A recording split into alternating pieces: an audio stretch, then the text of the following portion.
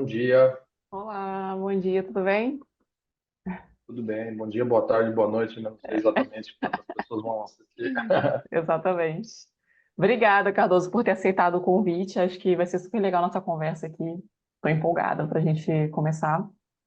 Eu sempre senti falta, assim, de conhecer outros líderes, conhecer a trajetória deles, né? Então, acho que isso também agrega para a gente de alguma forma. Então, vai ser muito legal ouvir de você aqui hoje.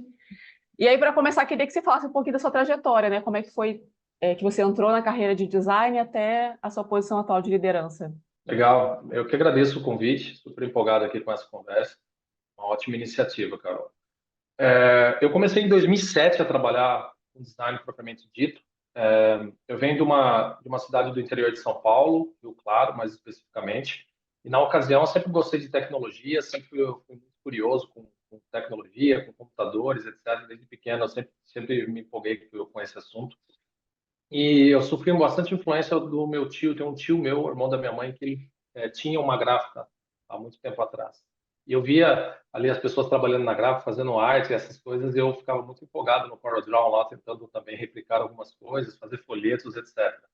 Mas eu fui fazer uma imersão mesmo dentro de design quando eu fui contratado por uma agência de publicidade lá na minha cidade ainda, em 2007, para trabalhar, já começar a trabalhar fazendo sites, né? Então eu era meio que um full stack, vamos dizer assim, designer, fazia desde o HTML, Flash na época, né? E também fazia o design propriamente dito. E foi uma oportunidade única na minha vida que eu abracei com todas as forças, assim. Eu agradeço muito, até faço questão de falar aqui o Luiz Catolin, que na ocasião é o dono da agência lá. E ele me deu essa chance e eu corri atrás, fui atrás. E na época ele até investiu para eu fazer curso em São Paulo de Flash, que estava super na hype na época. E aí, desde então, foi agência de publicidade. Basicamente, eu acho que todo mundo dessa época, mais ou menos, que começou a trabalhar com design, começou trabalhando em agência. E depois eu chegou no momento que eu estava lá e eu falei, meu, eu preciso crescer, eu quero crescer na carreira, quero trabalhar com grandes marcas. E eu tomei um passo de coragem e vim para Campinas, né? Que ainda continua sendo interior de São Paulo, mas é uma cidade bem maior, etc. E aí em Campinas eu consegui um emprego numa outra agência de publicidade, só que ela já era mais numa pegada digital. Então eu posso dizer que sempre eu trabalhei com digital desde o começo da minha carreira. E depois eu fui indo dessa agência, eu falei, pô, eu queria trabalhar com produto, né? Aí eu fui para uma empresa que já não era mais uma pegada de agência, já era uma software house. E assim eu fui vindo, depois eu passei por algumas outras empresas, mas o meu foco foi sempre querer trabalhar exatamente com produto, para sair um pouco daquela ideia de consultoria, aquela ideia de vamos pegar só o projeto e não vamos saber o que vai acontecer depois, etc. E basicamente foi isso. Então a minha trajetória, começando em 2017, foi vindo de uma agência de publicidade, depois passando por empresas até chegar onde eu estou hoje. Bom, ainda falando da sua trajetória, né? Como é que foi esse processo de passar de designer para líder, né? Como que foi para você trocar essa cadeira, né? Mudar de cadeira, digamos assim. É uma ótima pergunta essa. O que eu posso dizer é o seguinte, foi meio que uma transição natural, eu posso dizer. Eu estou trabalhando com liderança há 5 anos, propriamente dito. Eu começou numa outra startup, antes eu fiz uma transição saindo da Movile, que é o grupo que hoje é dono do iFood, né? Saindo da Movile eu fui para uma startup de um conhecido meu, para trabalhar com ele. E lá eu comecei a atuar mais na liderança, mais por força do destino mesmo. Não era porque eu queria, assim, é porque a condição foi que eu era o mais sênior do time e eu tinha que começar a gerenciar o time de design, criar o time de design lá, a cultura de design. Então foi meio que automático essa transição. Vou ser sincero, assim, as coisas aconteceram e de repente eu me vi com outras responsabilidades e eu acho que a gente pode falar um pouco mais para frente aí sobre as responsabilidades de líder que são bem interessantes para quem está pensando talvez em fazer migração de carreira, etc, para a liderança. Mas basicamente, de forma resumida, foi meio que por força do destino mesmo. Automaticamente eu me vi em posto de liderança e as coisas foram acontecendo. Legal. E você teve aquela síndrome do impostor, assim? Chegou em algum momento que você achou que não seria capaz de ser líder ou teve alguma dúvida em relação à sua competência? Você passou por isso na sua carreira? Sim, eu acho que todos os dias, estou brincando, mas Até é, hoje? Até hoje, eu posso falar sem nenhum problema, a gente tem sim a síndrome do impostor. Eu falo a gente, mas eu não sei todo mundo, né? Mas eu sofro bastante. Eu demorei muito na minha carreira para eu realmente assumir meu, você tem bagagem, você tem competência, você é capaz. E isso, a partir do momento quando você muda seu mindset, você vê que as portas começam a abrir de forma espantosa assim na sua carreira. Então, e eu falando especificamente, eu acho que da profissão designer, vamos dizer assim, né? Quem trabalha como designer, a gente sempre tem essas dúvidas. Será que o que eu estou fazendo é bom? Será que eu sou bom naquilo que eu faço, etc. Então, saber preparar sua mente, lidar com esses conflitos internos é essencial para o sucesso da sua carreira. Boa. E teve alguma situação difícil que você passou assim, que você lembre, que vale a pena compartilhar? Acho que a situação mais difícil que um líder pode ter é ter que desligar alguém, né? Essa eu acho que é uma situação extremamente difícil. Eu passei por uma situação que era um layoff e a gente tinha um time grande na ocasião e tinha que desligar algumas pessoas. Na verdade, a gente não tinha exatamente. A empresa deu a diretriz: olha, a gente vai precisar reduzir o time, vamos avaliar aí quem, né, pegar aí as últimas avaliações, quem está performando bem, mal, mais ou menos. E foi uma situação muito tensa. Você ter que escolher pessoas, isso é horrível, né? Ninguém quer desligar ninguém, todo mundo quer ver todo mundo crescendo, etc. Principalmente um líder. Então, é uma situação muito, muito estressante. A carga, o peso, o fardo aí é bem grande nessas decisões. E eu posso dizer que essa, com certeza, nesse layoff em específico, foi uma decisão muito difícil que eu tive que tomar e marcou aí a minha carreira. É, não, o desligamento realmente é muito difícil, né? Acho que para mim também é a parte Muito, mais muito. difícil de ser líder. E você tirou alguma lição, assim, dessas situações difíceis que você passou? Teve alguma coisa que você falou, putz, apesar de toda essa dificuldade que eu passei aqui agora, eu consigo tirar alguns aprendizados? Tem algum que você gostaria de compartilhar, assim? Sim, acho que, assim, falando bem sinceramente, a posição de um líder, a lição que a gente aprende é que você tem que ser o que um líder tem que ser. Assim. Muitas das vezes, você vai passar por situações que você precisa tomar decisões difíceis. Esse é o maior aprendizado. Eu costumo dizer que pior que uma decisão mal tomada é uma indecisão. Ficar em cima do muro não uma posição de um líder. O líder tem que tomar decisões a todo momento durante a sua trajetória. Então, não existe a possibilidade de você ficar na dúvida. Você tem que pensar rápido e tomar decisões. E isso eu acho que é um grande aprendizado que eu tive e tenho tendo ainda até hoje nos dias atuais. Né? Então, um outro ponto que eu faço questão de frisar aqui, ainda sobre liderança, são sobre as decisões que você toma junto com o time. Né? Eu tive alguns casos de insucesso, por exemplo, de ir para uma direção às vezes mais disruptiva, achando que era cool, era legal, e aquilo tinha um impacto muito grande no negócio, e investindo tempo do time em algo que realmente lá na frente não ia dar certo.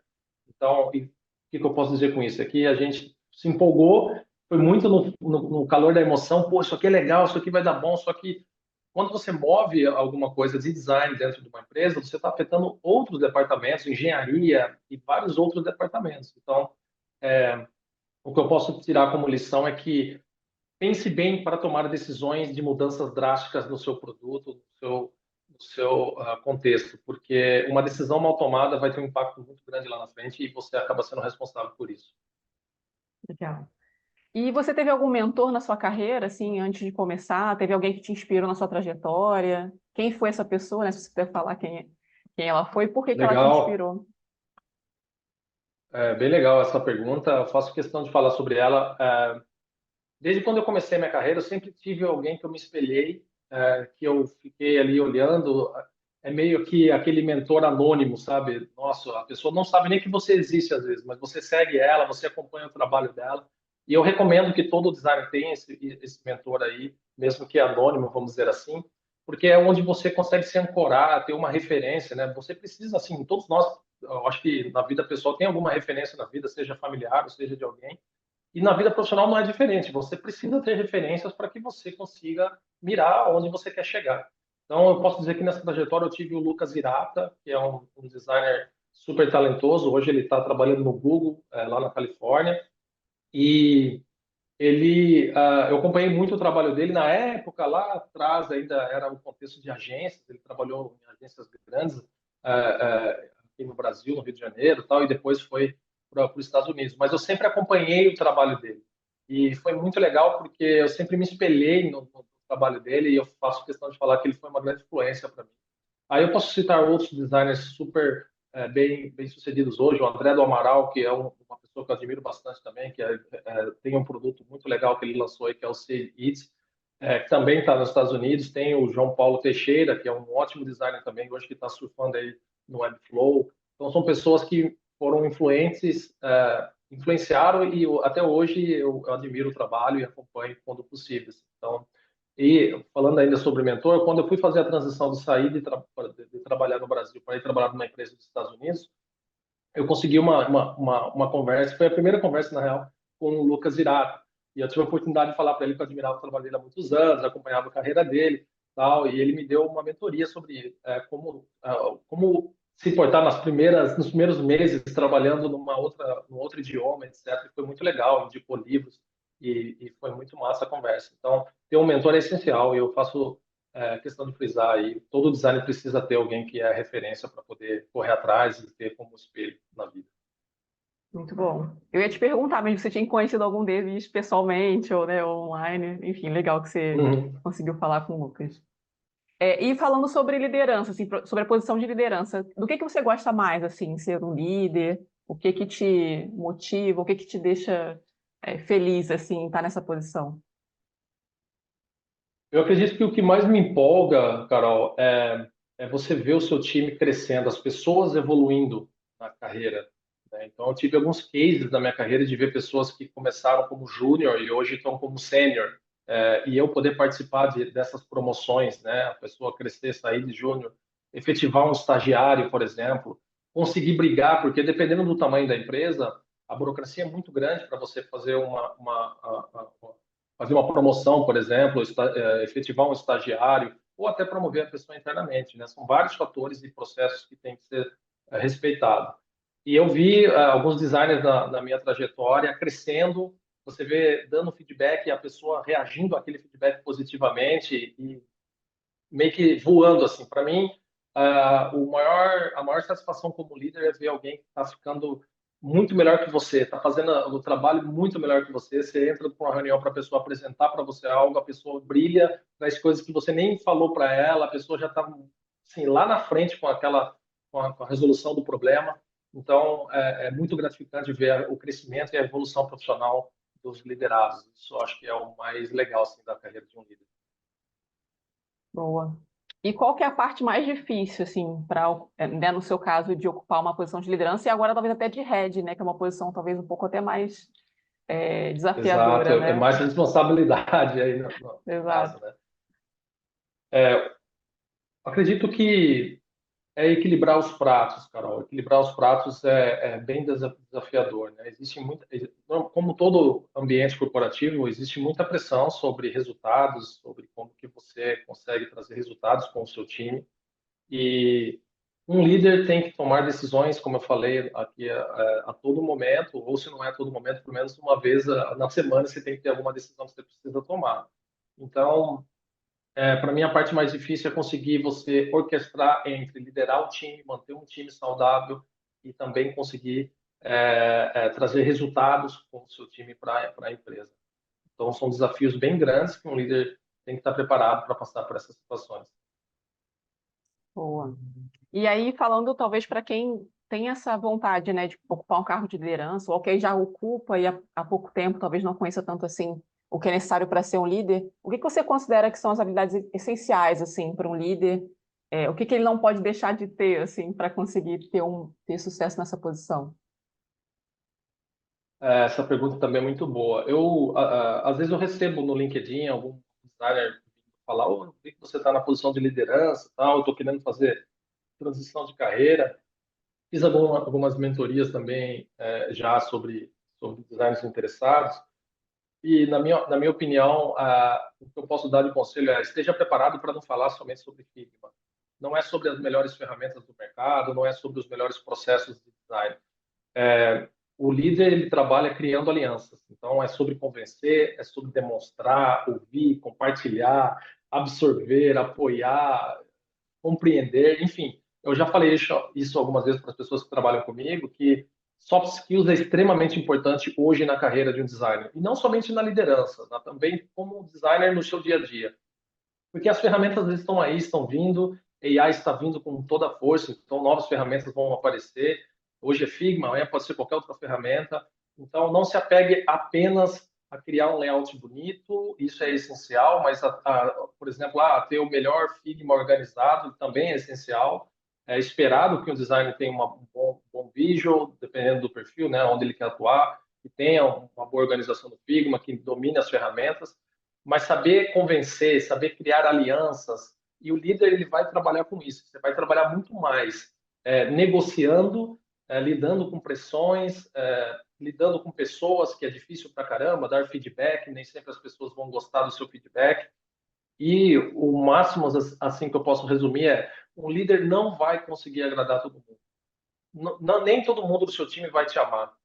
Nem todo mundo do seu time vai gostar das suas decisões, nem todo mundo, né, da empresa vai gostar das suas decisões.